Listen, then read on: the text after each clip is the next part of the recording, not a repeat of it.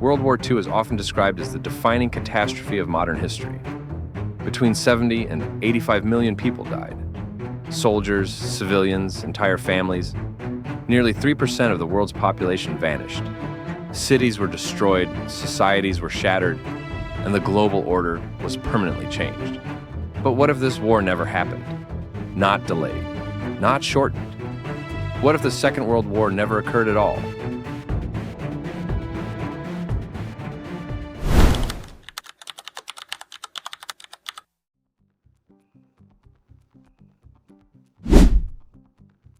This is not about nostalgia, and it is not about fantasy. It is about understanding how fragile history truly is, and how different our world could have become. To understand a world without World War II, we first need to understand why it happened. The war did not begin in 1939 out of nowhere. Its roots reach back to the end of the First World War. Germany was defeated, humiliated, and economically crushed by the Treaty of Versailles. Massive reparations, territorial losses, political instability. All of it created a society filled with fear and anger. Then came the Great Depression. Germany's economy collapsed. Unemployment exploded. Democracy appeared weak, incapable of protecting ordinary people. In this environment, radical ideas flourished. Extremist ideologies promise order, pride, and recovery. Dictators do not rise simply because people support them. They rise when despair creates a vacuum. Without extreme poverty, hyperinflation, and political collapse, these movements might never gain the support needed to seize power. Authoritarian movements feed on crisis, and without crisis, they often fail. If extremist movements never rise, the chain reaction leading to World War II may never begin. Down on the enemy base, and the blasts engulf the pens of the wolves of the undersea. The work of the warplanes, the kind of effort... So what would Europe look like? Not peaceful, not united, but also not destroyed. Old tensions would persist. Borders would remain disputed. Nationalism would stay strong. But instead of total war, conflicts might take the form of regional crises, political pressure, and proxy struggles. Much like Europe before 1914, Britain and France would likely decline more slowly. The British Empire would still hold territories across Africa, Asia, and the Middle East.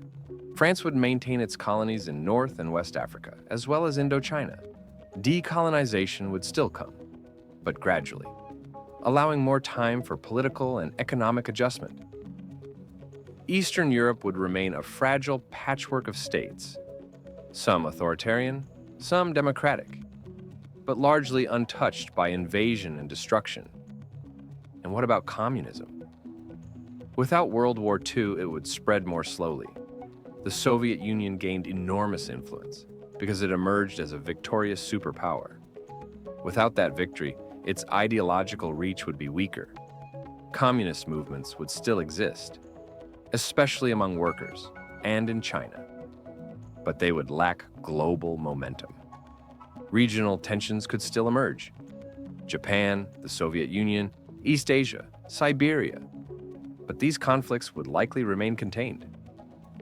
This raises another question. Would there still be a Cold War? Possibly, but a very different one. Instead of a bipolar world dominated by two superpowers, we might see a multipolar system, several strong regional powers, more economic competition, less ideological absolutism. Tension would exist. But without the trauma of total war, global politics would be less militarized, more focused on trade, negotiation, and strategic influence. Now, the United States. In a world without World War II, America still grows, but differently.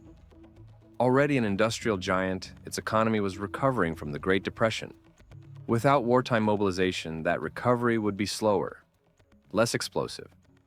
America would focus on internal development, infrastructure, and trade, rather than global military expansion. Tensions with Japan already existed because of its aggression in China and occupation of Manchuria. Without the attack on Pearl Harbor, the United States would likely rely on diplomacy and economic pressure, not direct war.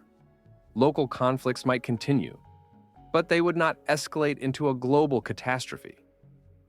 America would remain influential, culturally, economically, but without hundreds of overseas bases and without total military dominance. Its power would flow through trade, finance, technology, and soft power.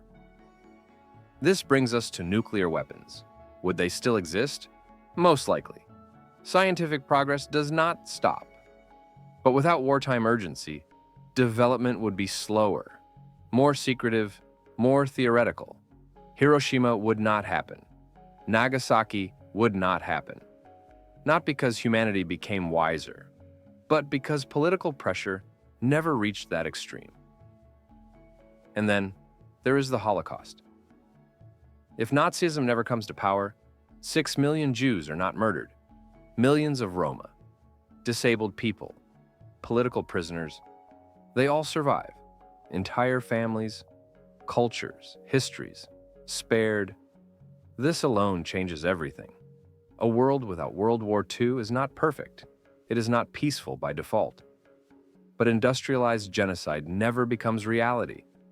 Europe remains fragmented, multipolar, politically tense. Technology advances unevenly, slower in some areas, faster in others. Global unity is weaker, but the trauma of total war is absent.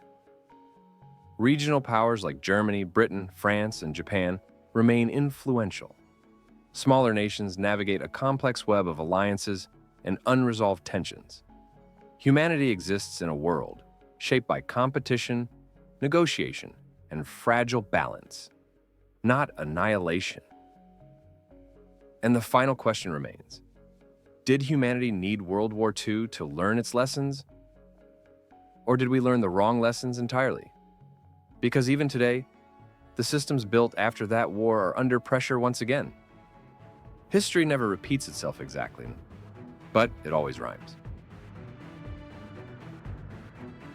If you enjoyed videos like this, or found yourself thinking about how different our world could be, make sure to hit the like button and subscribe for more thought experiments and alternate histories. Your support helps me explore even more what-if scenarios and bring these stories to life in new and exciting ways.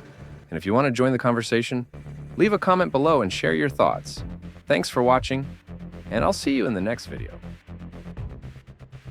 The British have received invaluable military support from the heroic Greek army, from the forces of all the governments in exile.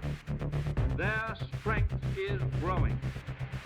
It is the strength of men and women who value their freedom more highly than they value their lives.